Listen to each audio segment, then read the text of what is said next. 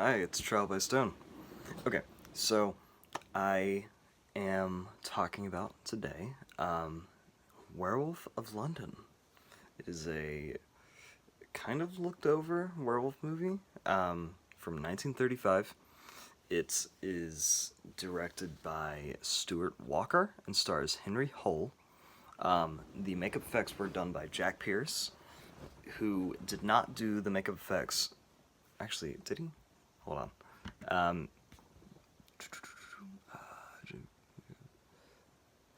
actually, I think he did. He did do the makeup effects for Lon Chaney's The Wolfman, like 10 years later, or Lon Chaney Jr.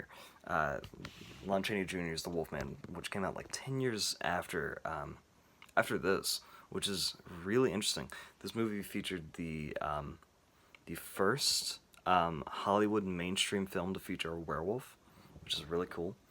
Um, Henry Hull plays the eponymous.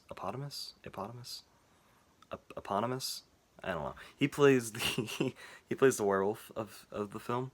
I'm a big werewolf fan. I used to really be big in the werewolves. I used to hate vampires. I think I said about it before. Or I didn't hate them, but I just thought they were just goofy and kind of dumb. I think it was the whole Twilight thing that did that to me. But I've learned from my ways. Vampires are cool. But anyway, I was a big werewolf fan. Like werewolves over vampires. I was much more werewolves. Um, so I've had a long history with the werewolf character. Or I don't know. Yeah, character. I think they're cool. I've seen my favorite werewolf movie would be An American Werewolf in London. It's so good. Directed by John Landis, came out in 1981. Um, oh man, it is so good. The practical makeup effects by Rick. It wasn't Rick. Rick. Gosh darn it, I hate this. Rick. this part is not scripted. Rick Baker. That's his name. Didn't even have to look it up. I remembered it because I'm good. The practical makeup effects, which were done by Rick Baker in that movie, are fantastic. I think he actually, in according to my dad, I think he's the one who basically taught Rob Bottin uh, his like style and stuff, which is really cool because the Howling was the makeup effects for Rob Bottin were done in the Howling, and that's also known as one of the better werewolf movies. I haven't actually seen it. I am planning on it, and I'd actually like to review it sometime. That'd be cool. But I've seen some of the makeup effects from it. I've seen some of the werewolves. They're really cool. Another one of my favorite werewolf movies would be Dog Soldiers by Neil Marshall. Dude, that movie's underrated. So cool. Check it out, please. It's great. Um, Anywho, so Werewolf in London is very this will be my thoughts on the movie. I think it's a good movie. It's not bad. It is the sixth movie in the Universal monster movie franchise. Right after Bride of Frankenstein, they did Werewolf of London, and it's interesting because I watched it with the I have the classic monsters, Universal Classic Monster, like 30 film Blu-ray collection. If I hope it, I think it has all of them that they did. I might be wrong, but I think it does, which is just so helpful and awesome, and gives me a way to watch literally all of them. I've been just kind of binging through them, but it's interesting if you they have their own individual Blu-ray cases. The Wolfman collection Blu-ray case is much more focused on Lon Chaney Jr.'s Blu-ray or werewolf, which I mean it makes sense. He's the most famous werewolf, but like you never ever hear about Werewolf in London. It's always the Wolfman, or Wolfman meets Abbott Costello, or whatever. It's very it doesn't get a lot of love, which is really interesting because it's the first werewolf movie, first mainstream one at least. And it's not a bad movie. It's really interesting, especially if you like An American Werewolf in London, which I said I really do. Um, it really, really makes me think because I was reading some facts about American Werewolf, um, while I was watching Werewolf of London because I was like, this really feels like an American Werewolf in London, um, which makes sense because for one, they both have the same title.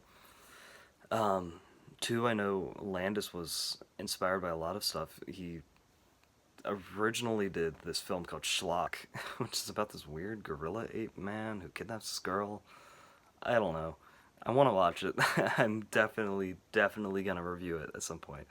Um, but anyway, yeah, it feels very much like an American Werewolf in London. In fact, it starts very similarly to the to an American Werewolf in London, where you have two foreigners who are traversing um, this just other country. They're two Americans, or in this case, uh, Englishmen, traversing this foreign country, and they come in contact with this man who's like, they're like, hey, I'm a botanist, which is interesting because Henry Hull in this movie, he plays a botanist, which is cool. You don't he is very posh, and unlike some of the other Universal movies, he's not this. He is like a scientist, but he isn't like a mad scientist like Dr. Frankenstein or um, is Renfield a scientist?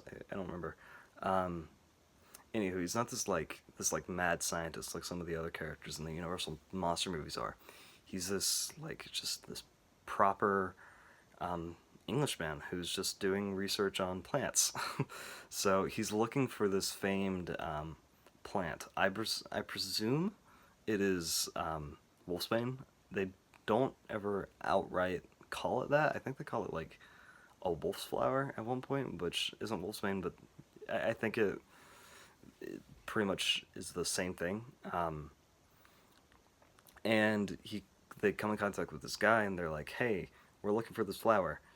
Could you point us in the direction of it?" And they're like, and the guy's like, "Oh, that flower. That's associated with werewolfery, which is the term they use in this movie. They also call them lycanthropes, like you hear in like every werewolf movie. But werewolfery, never heard that before. That's a cool term. And he's like, yeah, you should not go towards that. That is very dangerous. And being a horror movie, they do. And this is a horror movie, which is really cool. There aren't many of so far from what I've watched of the Universal movies. They they can be either like horror drama, gothic horror, or kind of silly horror. Bride of Frankenstein, I would say, is more silly horror, which I might get flack for that if anyone watches this. I love Bride of Frankenstein. It falls under the more sillier side of things. Frankenstein is very horror-y and very gothic. Dracula is same way. The Mummy's like this love story horror thing, and Invisible Man is, I don't know what to call it. It's a different movie. I really love it for that, but it's very different. And this one is very different from the others too. It has a very different vibe, which is cool. But anyway, these two characters are similarly. They approach this dude. He's like, "Hey, don't do this." Like the two protagonists in American Werewolf in London do. They are they come in contact with these people, and they're like, "Hey, don't go on the moors. This is an American Werewolf in London," and they do. That's where they come in contact with the werewolf. So these two characters find this dude. He's like, "Hey, don't go to this flower." They do. Comes in contact with the werewolf. It's the same thing. It's really cool, and it really makes me think that John Landis was inspired by, or at least partially inspired by this film. Um, so the moving on, the makeup effects are pretty good for their time. It's interesting. There's specifically one scene, and it isn't even the werewolf, but there was this like they had this like camera video thing on like a thing, and they like turned it this way, and there was like they were watching like a camera. It was almost like they were watching TV, but they were filming like other people, and I was like, how did they do that? Because for one, it's 1935. I don't think TVs were around then, so that's a thing. Movies were just kind of becoming popular, um, like the early 20s, and yeah, so it's very interesting. It kind of really reminds me of some of the stuff they did in Citizen Kane, um, with a lot of the really intricate special effects, and same with Bride of Frankenstein, where you have like the little people in the jars. It's really cool. I don't really know how they did that. The scene with the people, the TV screen thing on the weird stick, but yeah, that's a very cool effect for 1935. Um, I'd like to know how they did that. But yeah, this is a very, very cool movie. It's very cool to see. I think if you are a werewolf fan, it's pretty essential. You should definitely watch the first mainstream appearance of a werewolf. That's cool. That's just cool. I'm very happy I did. It's a cool movie. It's not bad. Worth a watch, I will say, if you're into older films, Universal monster movies. Um, yeah, it's a cool movie. I liked it. I'd probably give it like a 7.5, maybe an 8. 7.5, maybe an 8. I don't know. It's very short. It's like an hour and 16 minutes. I think it is a tad slow, which I mean, you could say that some of the just the Universal movies can be kind of slow at times, but this one feels especially kind of slow at times, and it doesn't really. The only thing that kind of saves it from those scenes are the comedy, because this movie is kind of funny too, which is interesting. Um, Especially the women, like it's really really weird. Like some of the older women were like punching each other and stuff. It was such a like a okay then sure movie uh, moment, but that was cool. Yeah, Werewolf of London is a very cool movie. Highly suggest watching it. So, yeah, this is a trial by Stone. Peace.